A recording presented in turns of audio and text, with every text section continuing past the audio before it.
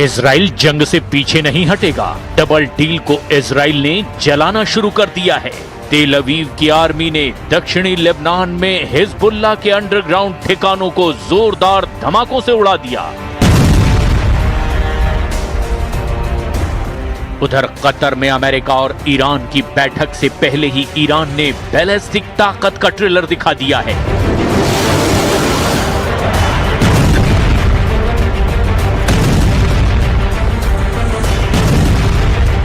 Tehran ने Bahrain और Kuwait में अमेरिकी ठिकानों पर मिसाइल अटैक का वीडियो जारी किया।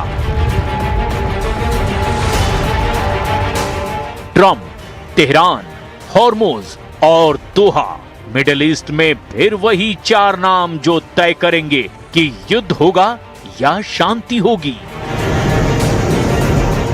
एक तरफ हॉर्मुज में अमेरिकी युद्धपोत की हलचल है, दूसरी तरफ तेहरान से बैलिस्टिक ताकत का ट्रेलर, तीसरी तरफ कतर की राजधानी जहां डील के लिए कूटनीति की मेज सज रही है।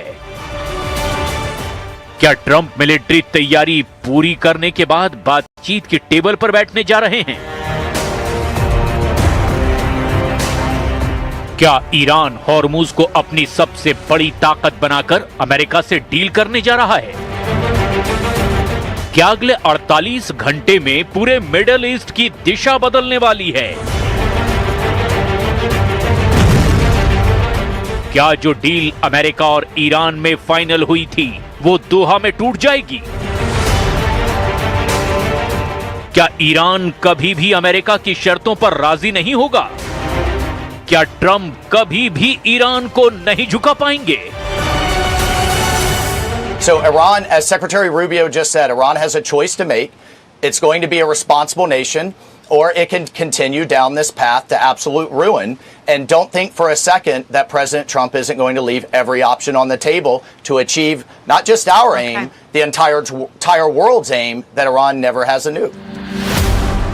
अमेरिका डील करना चाहता है, लेकिन वो नहीं चाहता कि ईरान के पास कभी भी किसी भी सूरत में न्यूक्लियर हथियार हो। उधर ईरान डील के लिए तैयार है, अमेरिका से बात भी कर रहा है, लेकिन अभी भी न्यूक्लियर प्रोग्राम पर उसका रुख एकदम सख्त है।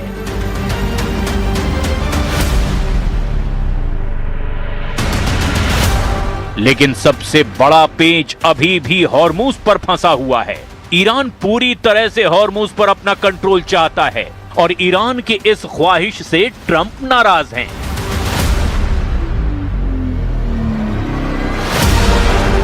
और यही पेच अमेरिका और ईरान के बीच चल रही डील को पटरी से उतार सकता है। ईरान चाहता है कि हॉर्मुज में जो भी नियम बने वो उसके हिसाब से हो, मतलब ईरान को हॉर्मुज का फुल कंट्रोल चाहिए।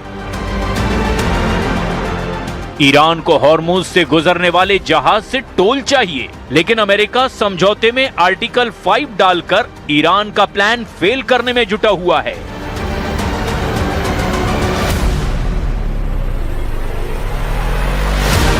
आर्टिकल में कहा गया है कि ईरान 60 दिनों तक अपनी पूरी कोशिश करेगा कि फारस की खाड़ी और ओमान की खाड़ी के बीच आने जाने वाले कारोबारी जहाज पूरी तरह से सुरक्षित गुजरें। इसके लिए वो समुद्र में बिछाई गई माइंस हटाएगा। उसकी सेना कोई हमला नहीं करेगी। आर्टिकल 5 के आखिर में लिखा गया है कि ईरान आगे चलकर हॉर्मुज के प्रशासन और समुद्री सेवाओं पर ओमान और दूसरे खाड़ी देशों के साथ बातचीत करेगा, क्योंकि हॉर्मुज पर अमेरिका अपना कंट्रोल नहीं छोड़ना चाहता। 2 दिन पहले अमेरिका और ईरान के हमले से यही लगा कि दोनों के बीच फिर से जंग शुरू हो गई है।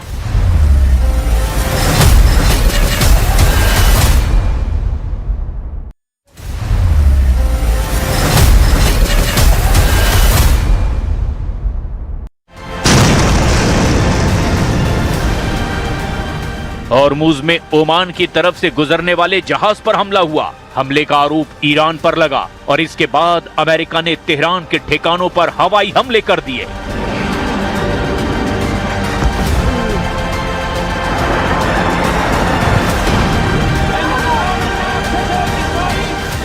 ईरान ने पलटवार करते हुए खाड़ी में अमेरिकी मिलिट्री बेस को निशाना बनाया, जिसके बाद ये डील टूटने की कगार पर आ गई।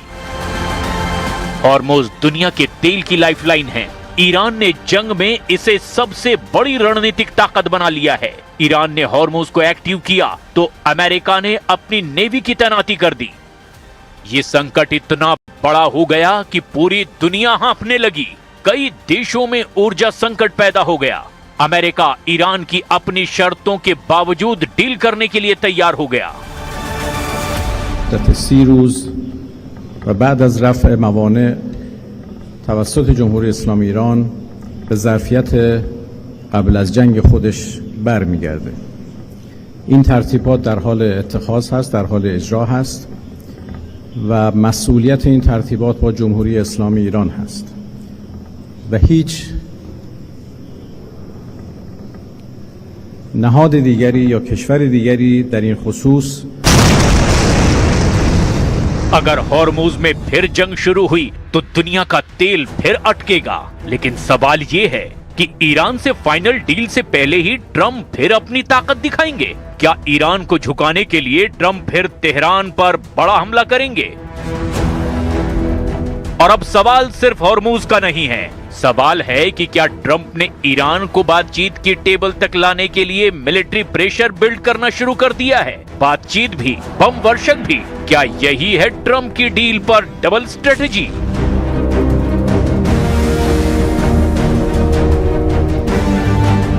बातचीत से ठीक पहले अमेरिका ने पूरे मिडिल ईस्ट में अपनी सैन्य मौजूदगी बढ़ा दी है।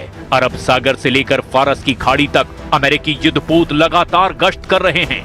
अमेरिका के एयरक्राफ्ट कैरियर फिर से अलर्ट मोड में आ गए हैं। मिडिल ईस्ट में फिर से मिसाइल डिफेंस सिस्टम एक्टिव हो चुके हैं और अमेरिका की एयरफोर्स के कई स्ट्रेटेजिक बॉम्बर पहले से तैयार रखे गए हैं।